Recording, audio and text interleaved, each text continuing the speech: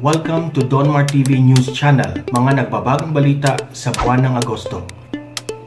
Ito nga si Karen Davila. Ito muna. May gusto lang ako punahin dito sa sinabi niya, ha.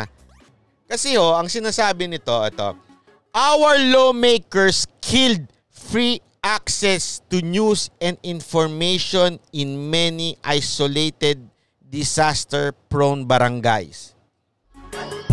Ha? Bakit to pinagluloko ni Karen Davila itong mga tagahanga niya? Bakit to? Totoo bang free access? Yan ang tanong eh. Sa tingin ko, sinasabi niya kasi free access kasi free yung antena. Sabihin yung nasasagap na libre na 2 antena lang yung kanilang ano. Pero hindi naman talaga, kung talagang huhukayin mo, hindi free access. Bakit? Binabayad nila ang mga advertisers para magkaroon ng news. Kaya nga nawawala na yung news ngayon kasi siguro konti na lang nag-advertise dahil wala na sila sa himpapawid. So kung talagang free access yung nawala, dapat, alam niyo yun, pwede naman nilang ituloy yung mga regional nila. Bakit tumigil?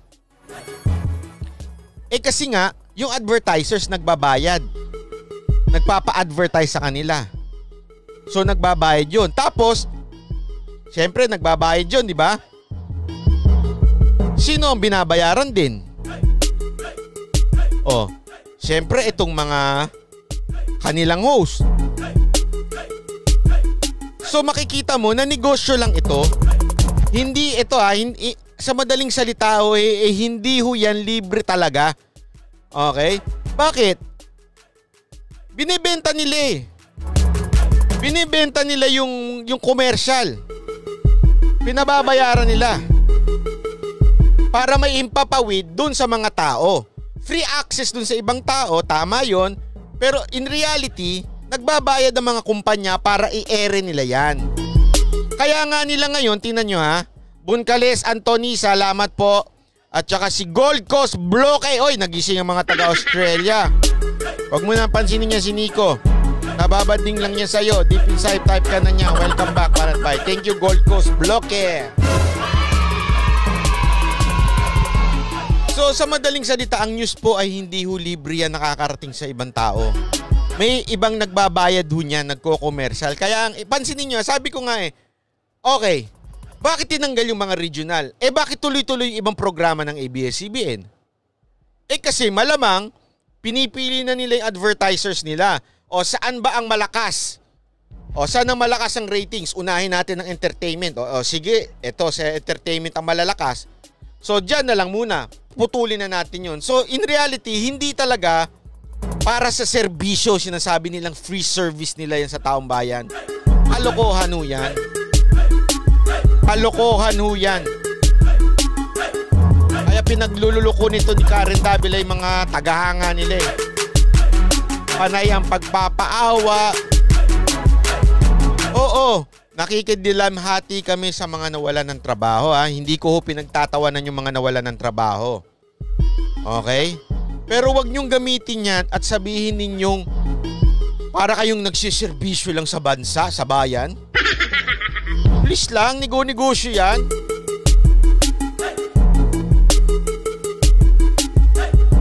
At saka kahit naman sa probinsya, yung digital TV ninyo na supposedly testing lang, pinabayaran nyo na yung digital box ninyo.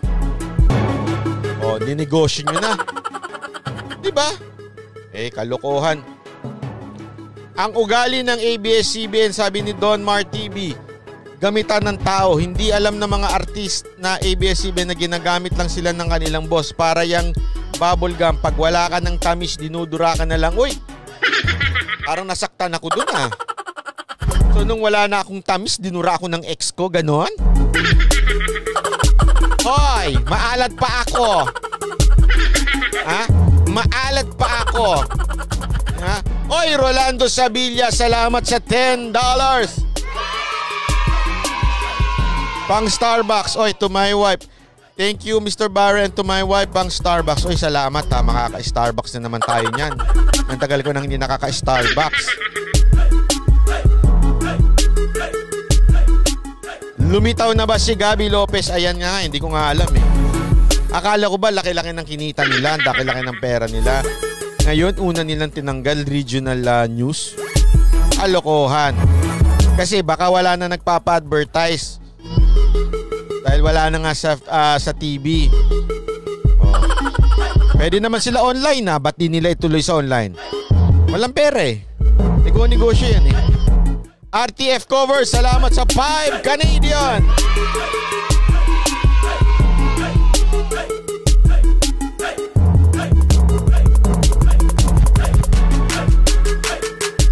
Oh, ito na. Next. Ay, nako. Okay. Ito. Oh, si Ted Filon, lilipat daw sa TV5. Oo nga, pero pinopost yan ni, ito, lipat na tayo dito kay Karen Davila. Pinopost yan ni Karen Davila. Oh, yan, si Ted Filon, pero di niya binabalitang lilipat na sa TV5. At ito namang TV5, ha? Hoy, TV5 hanggang ngayon. Balita ko, ang dami niyong show.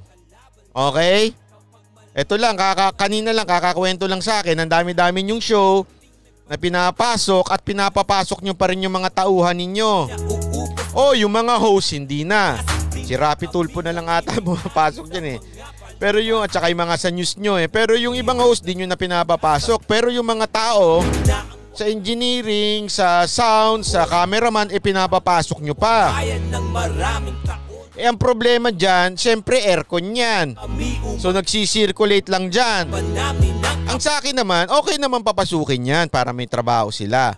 Pero sana naman, iswab test nyo na. Bakit? Ang dami na ho nagkakaroon dyan. Diba nga ho, may kilala nga ho ako mismo. Ako mismo, may kilala ho ako na yung nagsumbong sa atin na ngayon may COVID siya. Pero siya mismo nagpaswab nun ha. Kanyang ano yun, hindi niya paswab ng ano yun, ng kumpanya. Ang dami hong ganyan. Na sariling sikap ang pagpapaswab, hindi ho kumpanya. Ang pinapano lang ng kumpanya ay rapid test. Jessica and Jason T, salamat sa $5. Julie Buendia Vloggers, pa-WH. Pa-WH po kung sinong available. Anong WH? Anong WH? Oh, bakit daw di natin pinapansin to si Sean Marie 626? New subscriber pa naman. Kaya nga nananawagan tayo. Although nakarating na daw sa management nila, balita pala yan. Natanong ko sa isang host eh. Nakarating na pala sa kanilang management yung atong balita na ito. Yung ko. Minsan tuloy natatawa ako, nahihiya ako kasi napapanood nila ako. Nakarating na daw yung video natin na nagsumbong, may nagsumbong na empleyado ng TV5. Ang sa akin, TV5, hindi ko naman gustong magsara kayo ha, hindi yan ang ibig ko sabihin. Ang sa akin, kung papapasukin nyo yung mga empleyado nyo, baka naman pwedeng swab test nyo naman. Parang awa na. Yaman-yaman ninyo. Ana Sabilla, pakigreet ng happy birthday to my husband Rolando Sabilla of Los Angeles. Katatapos lang namin mag-hi ko dahil dyan. Jocelyn Villaflor, salamat sa 2 euro. Ana Sabilla, para kaya husband mo ito.